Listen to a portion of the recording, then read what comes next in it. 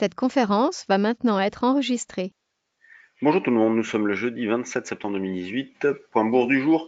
Une fois n'est pas coutume, je vais faire ce point avant l'ouverture des marchés, car je dois filer en formation options aujourd'hui et demain, donc dans les bureaux de Paris. Hier, on a eu une petite baisse en fin de séance sur les marchés américains suite au relèvement des taux par la Fed. Donc le Dow Jones a terminé en baisse des 0,40, le SP500 0,33, Nasdaq 0,21. Sur le CAC, eh bien, ça n'a pas produit grand-chose puisqu'on est allé, on a grappillé quelques points tapant le niveau 5515, donc sur le futur échéance octobre. Mais ce matin, on revient déjà à la case départ, puisqu'on revient sur 5390, niveau sur lequel le marché a hésité pendant des heures hier après-midi.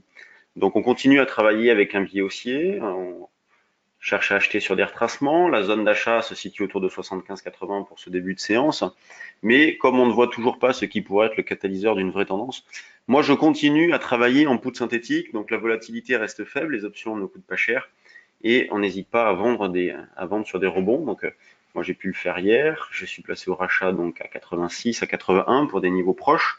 Le 86 a failli être fait ce matin. On s'est arrêté un petit peu au-dessus. Tant pis. Le DAX continue de sous-performer.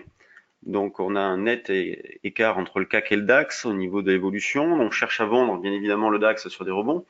12 373 serait le premier niveau de vente pour aujourd'hui, dans l'idée de jouer 40 points de retracement minimum. Vous voyez, par exemple, 73, on pourrait se racheter vers 30, voire 13. Donc, ça ferait de beaux écarts. On a l'eurodoll aussi qui reste baissier. Donc, la Fed n'a pas provoqué grand-chose sur l'eurodoll non plus, puisqu'après avoir fait une petite extension, il est rapidement revenu à la case départ. Et on continue à travailler avec un biais baissier sur l'eurodoll, donc tant qu'il évolue sous les 1,1850. Donc, 1,1753 constitue le niveau de vente à surveiller pour aujourd'hui. Donc hier, on en avait proposé plusieurs, notamment le 1,1773.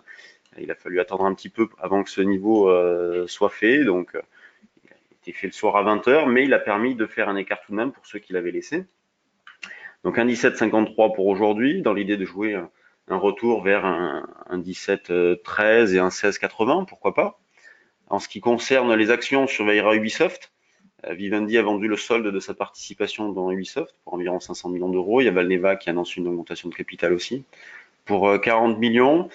Donc on voit bien que sur les indices et notamment le CAC, eh bien, depuis l'arrêt du petit moteur technique, donc à l'approche de l'échéance la semaine dernière, eh bien, les marchés sont très calmes. Le CAC fait la plupart du temps du surplace. Hier, il a grappillé quelques points. Il n'y a pas grand-chose de plus à signaler. Sur ce, je vous laisse. C'était du rapide, c'est vrai. Et stage option aujourd'hui, demain. Donc aujourd'hui, le fonctionnement des options. Qu'est-ce qu'un call, qu'est-ce qu'un put, comment ça marche, comment est déterminé le prix d'une option. Et puis demain, donc les stratégies. On va voir environ une quinzaine de stratégies. Et notamment les synthétiques que l'on déroule en ce moment, les puts synthétiques que l'on déroule en ce moment. Sur ce, bonne séance à tous. Et puis à demain pour un nouveau point bourse un petit peu plus étoffé. Salut tout le monde.